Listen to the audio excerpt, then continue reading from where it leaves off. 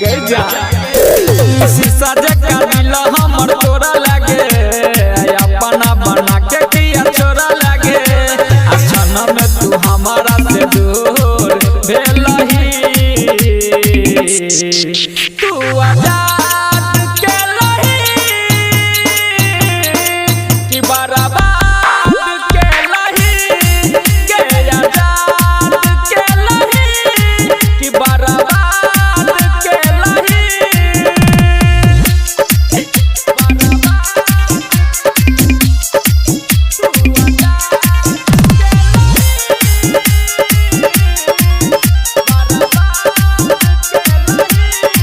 गे हम छोड़ दिलियो तोरा ले जान अपन घरे दुआर किया के लही तू हमरा साथे गे एहन खेलवार हम छोड़ दिलियो तोरा ले जान अपन घरे दुआर किया के लही तू हमरा साथे गे एहन खेलवार कोन गलती के हमारा सजा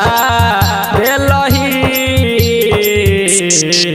तू आजाद के लही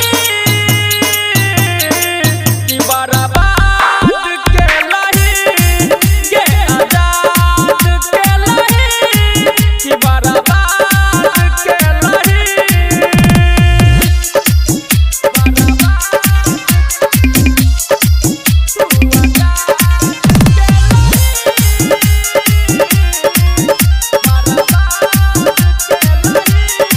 गे कोना हट तही के आगू हमार जे लगे लही तू दाग सक के लियो नहीं तोरा ऊपर छे लही धोखेबाज